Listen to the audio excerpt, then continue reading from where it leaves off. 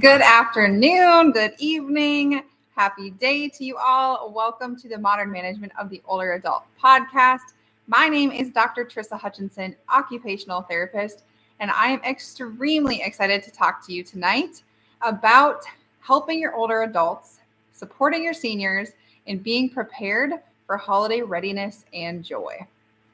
Tonight, we are going to deep dive into how you, as your therapist or a caregiver, can empower older adults to enjoy this holiday season. As we know, lots of different emotions arise around the holidays. We have some people who are extremely excited to see family. We have others who are experiencing some sadness and grief. We have some people who may be really anxious about the unknown. Maybe you have an individual who is at an assisted living for the first time and they're experiencing Christmas or a different holiday outside of their home for the very first time. Maybe someone doesn't get to host Thanksgiving and they always hosted before. Maybe someone's just really, really excited and they get to do their normal routine. Regardless, there are lots of ways and lots of ideas and tips and tricks we as therapists can empower both our older adults and their caregivers to ensure that the holidays are a very happy and joyous time for them, and they get to spend time with their friends and family and the ones that they really love.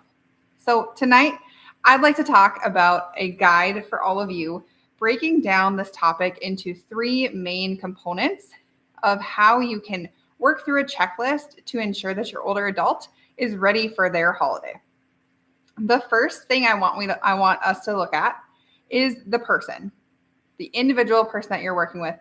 First of all, talk to them about their holiday plans. Ask them, what would their ideal holiday situation look like? Where would they like to go? What would they like to be able to do? How would they like things to be decorated? Just ask the question. Incorporate that into multiple conversations throughout the next few weeks so that you can really gather some important data and understand what your patient really wants out of their holiday season. From there, I want you to look at the person individually and figure out how you can best support them. I work in an assisted living facility, and I'm going to use the example of someone who is currently living in that situation. So in some sort of a nursing home or assisted living facility, and they are going to a family member's home for the holidays. What I'm going to ask them is, do they have a backpack or some sort of a bag? And can we create a readiness bag or backpack for them to bring with them when they go on this excursion? What I mean by that and what we're going to put in there, things like medications. Do they have scheduled medications that they will not be at the facility to receive? And so how do we talk to the facility, the family, to make sure that that patient is getting their medications on time and appropriately dosed? Number two, we're going to look at the person and their supportive adaptive equipment, such as, do they wear glasses? Are their glasses clean? Are their glasses clean?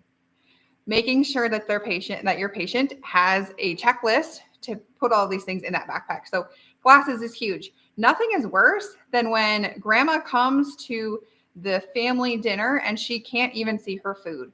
Or you try to show her something on your phone. Look at this cute picture of my new baby. And she can't see it because she doesn't have her glasses with. So make sure the glasses are packed.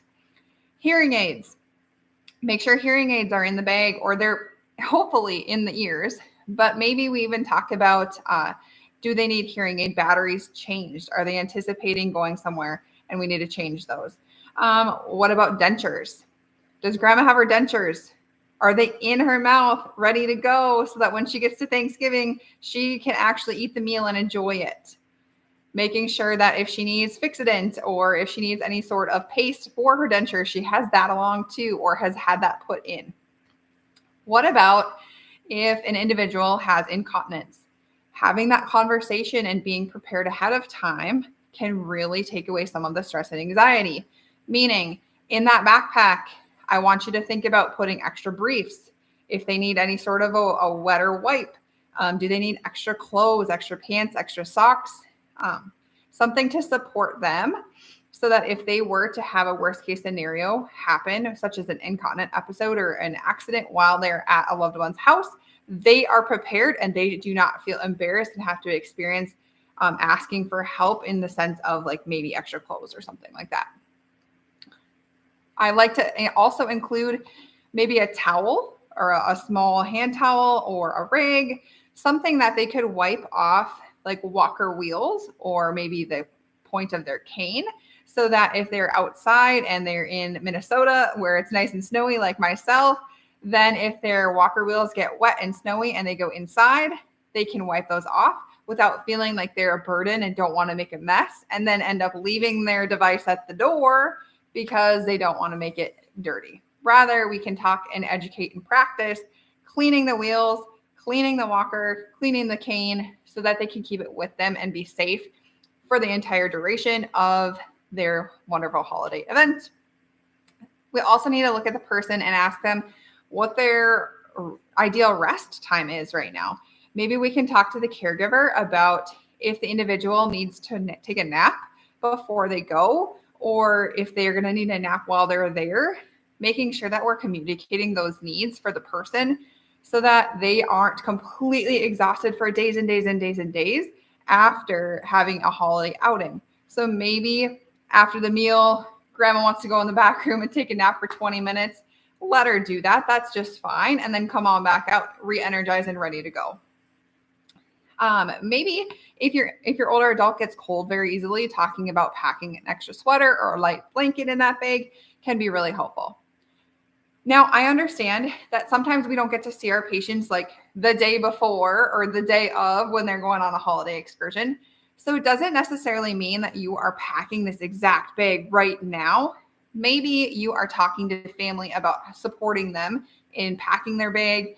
Maybe together you're working through a checklist and you're creating a checklist and finding the bag and putting the items that you can in the correct spot so that your older adult can check it off and make sure that they feel confident and that they have the things they need when they're going on their outing.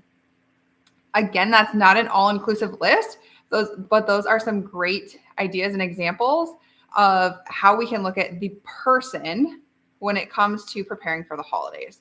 So looking at them individually. Next, I want to talk about the environment. Okay, so we had the person. Now we're going to move on to environment. First of all, I want you to think about your patient's environment and have a conversation with them. What are their plans? Are they hoping to host individuals at their apartment, at their home, wherever they may be? And how do they want that to look? Do they want to clean a little more deeply than they have before? I had a patient recently who really, really, really wanted to deep clean her floors and do some mopping and sweeping.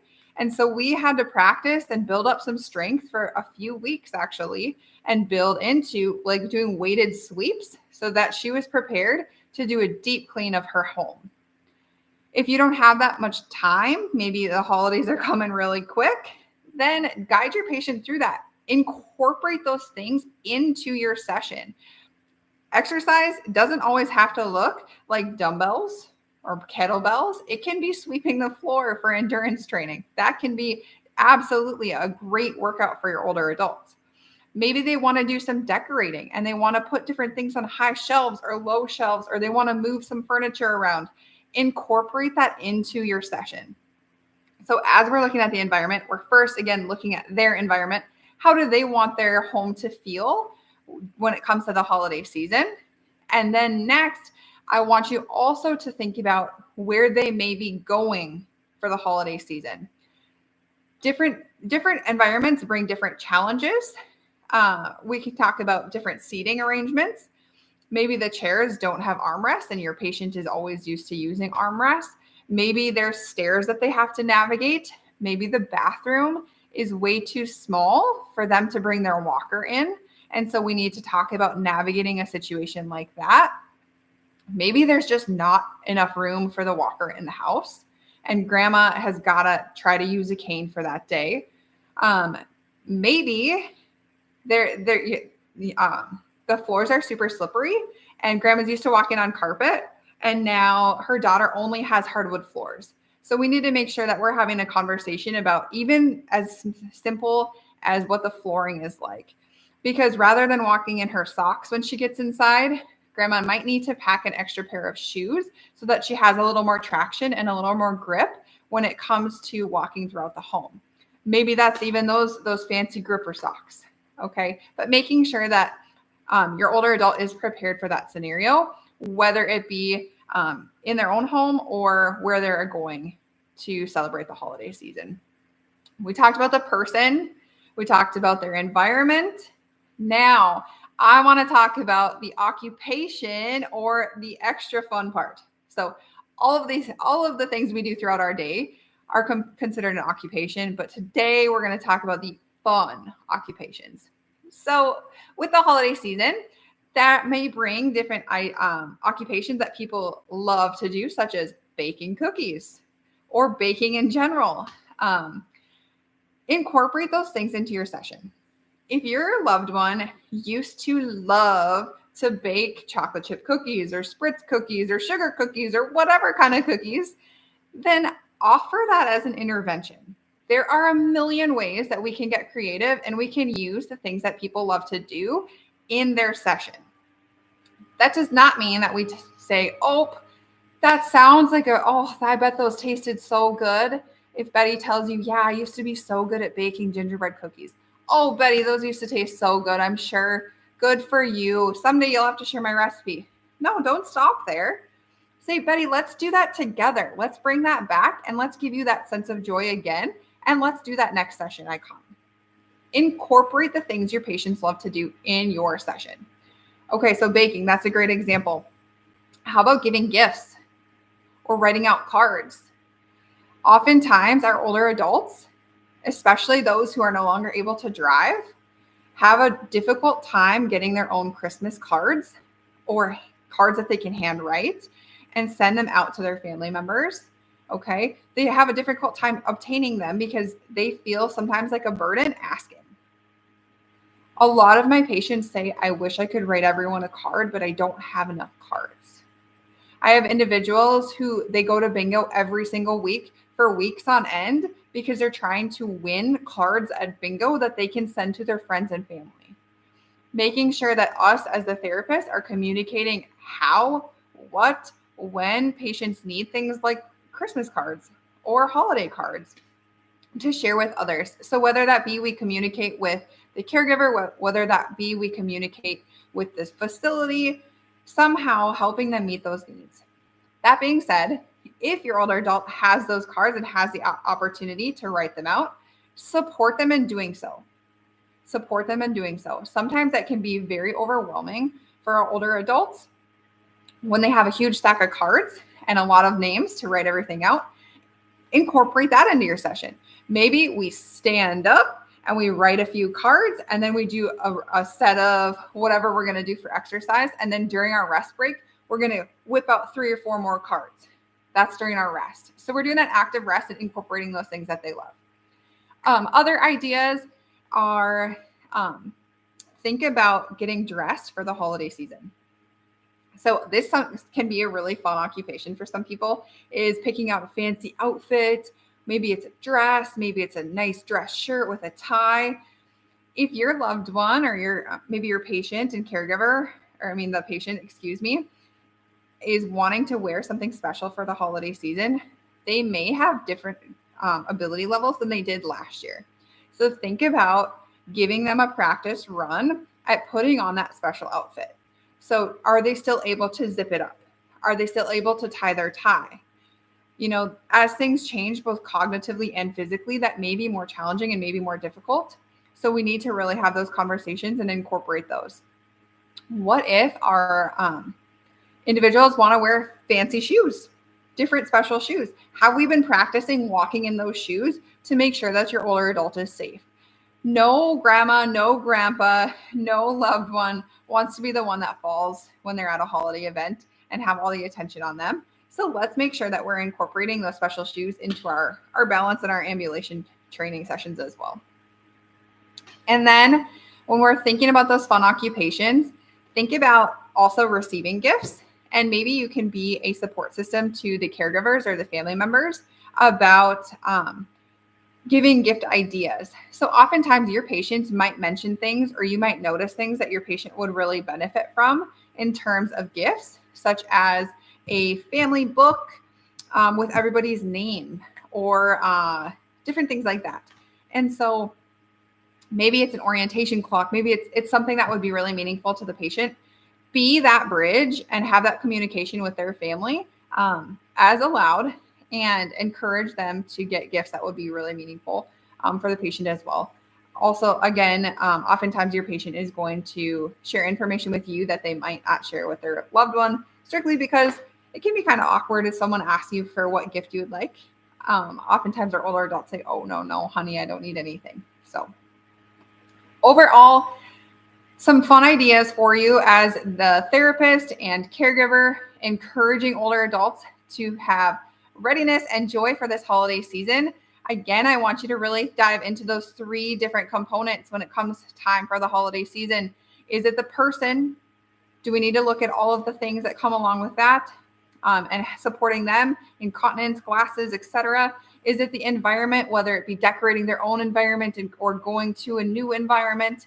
Or is it that fun occupation that they just want to participate in and enjoy? Overall, thank you so much for tuning in. I hope you learned something, and I hope you are going out there to empower and support your older adults in having joy this holiday season. Thanks, everybody.